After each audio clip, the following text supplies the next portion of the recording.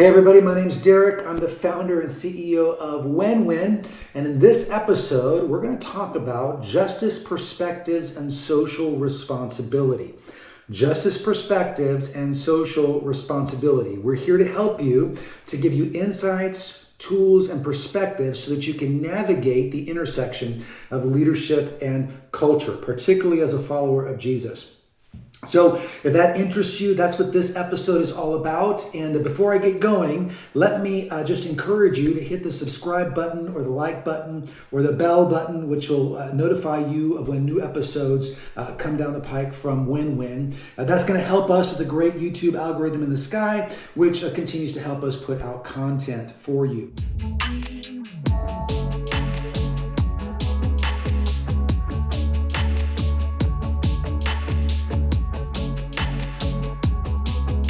All right, we really do want to help you navigate this situation. And when you get into meta-narratives in the world, justice meta-narratives, meta-narratives of truth, meta-narratives of mercy, what does mercy look like? What does it look like to be gracious or tolerant?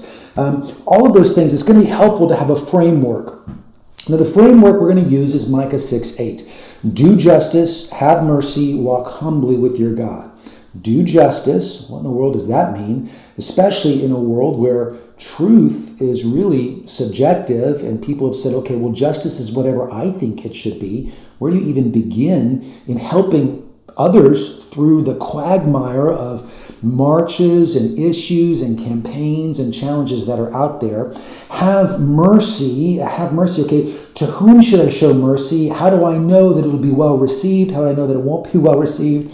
And then walk humbly with your God. Is it just me and my God? What does that mean to my attitude and my posture and my position to the world? Shouldn't I yell loud like a minor prophet? Or perhaps I should have a more loving demeanor. But what happens when that tips over into just, well, I'll just go with whatever the flow of society is for fear of offending? So how do we navigate that framework? But it's a good starting framework for us because it's going to help us deal with the meta-narratives. Now, let me just say, when it comes to social responsibility, when it comes to justice perspectives, this is a pretty big topic. And given the last several years of all of the issues that have come up, as a leader, I know you've kind of been swimming. You've been like hit from all sides. You feel the currents pull at you as you try to swim, and sometimes it feels like you're going against the tide. Other times you're not sure if you should just let the tide take you. You're changing, you're learning, and yet you're also having to navigate others through who are having allergic reactions. Very few great responses out there to what is going on in the world. I understand all of that, and it does really require quite a bit of unpacking. We do have a course at Wenwyn called Justice Perspectives and Social Responsibility. It's many hours. It really digs into some of the journal articles. It really helps you understand and have a framework for how best to approach your leadership. This episode, I can't take umpteen hours to help you with. So I'm going to give you some quick handles on this using each of those categories. Do justice, have mercy, walk humbly with your God. Okay, when it comes to do justice, here's my advice. Know the roots. Know the roots. If you know the roots of something, it'll give you the confidence to deal with how it's either changed or returned back to form. It'll help you know what's going on and how. You know, so often the thing that gets in our way is just bewilderment. It's just confusion. It's like we popped up somewhere and we don't know the landscape. By knowing the roots, it helps you to know the landscape. It gives you a layout. We don't necessarily know everything that's coming. We have some inkling, but we don't necessarily know that. But it'll at least help you know from where it's come. And of course, great vision, as we know, is based on a really good assessment of your current reality. We have a course on that as well called Vision and Strategy. All right. Know my roots. Why? Because it's going to give me confidence. All right, well, let's talk about that. There's so many examples of this. Let me just give you one. When you think about racism, which is clearly in the Bible, it's absolutely not biblical to be racist. You don't get to look at another human being because of skin tone or because of background and say that somehow they are worth less and therefore they're worthless than you are or others are or other pieces of society are. Every place is equal. Every place isn't necessarily equally influential, but everyone is worthwhile, okay? So the Bible clearly spells that out. And yet what happens is so many in culture, they look back and they go, well, the Bible is at fault here. The Bible has set up racism, or it doesn't really address racism, or it does it partially. All that is not true. One little way of knowing the roots that's going to help you is really just even panning out from the Bible. You can go, all right, well, first of all, your idea of racism is pretty modern, and it's actually tied to a secular, humanistic worldview. It's not actually tied to a Christian worldview at all. It's not tied to the Bible at all. And it's like, wait, what are you talking about? Well, in biblical times, they thought more tribally. They thought in terms of allegiances. It wasn't about your skin tone. It wasn't about your ethnicity. It was about who you claimed to belong to, who your chieftain was, who your tribe was, who your people were. And people wasn't necessarily tied into skin tone. And so there was far more mixing, personally, in the ancient world of races than we really give it credit for. We tend to view history, everybody's being isolated, nobody visits each other. Historically, that's just simply not true. But fast forward quite a bit of time, well over a millennium, and finally you get to this modernic worldview. You have Rene Descartes going, I think, therefore I am, which is not a statement about thinking. It's a statement about who's at the center of the universe. He didn't say God is at the center of the universe. He's saying I am at the center of the universe, and I know that because it's about my thoughts, it's about how I prove my own existence within me being in the center of that sphere. Now, whenever he did that, he brought in this philosophy, which was kind of milling around at the time, he brought in philosophically this human-centered version of the world. Now, fast forward a little bit, and we have the introduction of evolutionary theory, which has some good points and some really bad points. It goes a little too far in some spots. It's true in other spots. And now suddenly people put two and two together and say, oh, well, people are evolving, and there's really nothing outside of people, and therefore there are lesser people. You see where this is going? And so what happened was they started to look around and go, well, who's dominating the planet? Who's winning? Who has the greatest technology at this time? How we define technology? Who has better infrastructure? Who has greater art and culture? And of course, all of that is somewhat subjective, but you could pretty much look around the planet and go, okay, well, clearly better technology is coming from here. In the same way that you would look back and you go, well, okay, Greece for a time really was a dominant power, or Rome, certainly in the West, or China, or Mongolia, right, or Japan in certain eras. Like you can kind of look around the world and go, well, that's the most dominant. Well, when you start combining these worldviews, what happens is you go, well, that person is subhuman. I am the optimized human, and that person is the subhuman.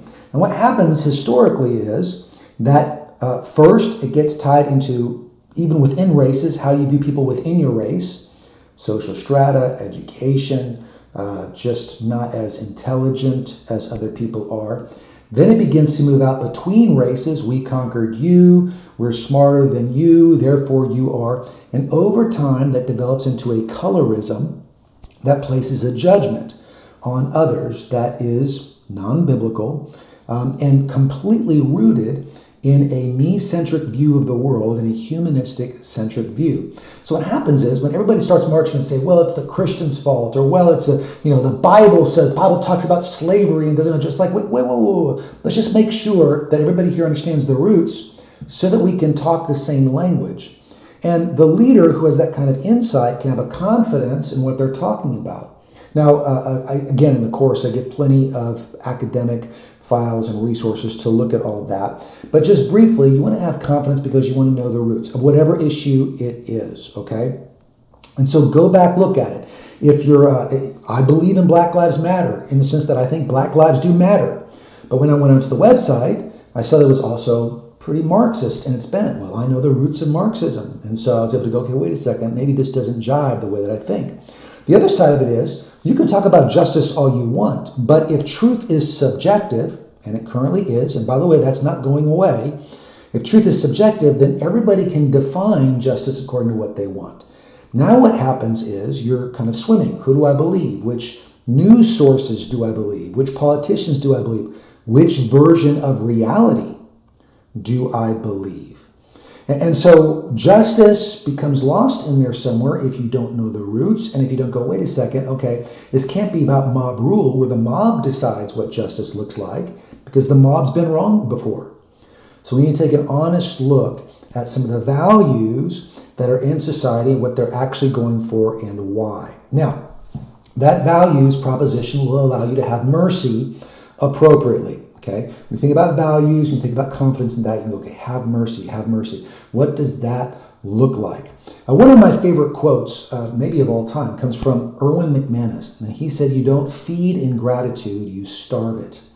He has a great story behind that, something related to his time as a pastor, where he was just being generous and effusive, and it wasn't helping the individual. It wasn't speaking to their character. Instead, it was actually hurting. Now, on his part, he thought, well, but I'm being generous. I'm being helpful. I want to acknowledge. But actually, it didn't foster a greater sense of gratitude. It didn't foster a greater sense of help. In his illustration, he was living in an area where there was a whole lot of welfare. He didn't have a whole lot of money. He was giving out. 1 month, he simply couldn't give out, and he was cursed up and down a blue streak.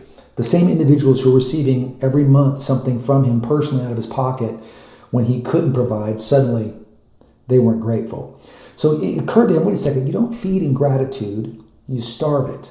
Why? Because you have to get down to what actually helps someone.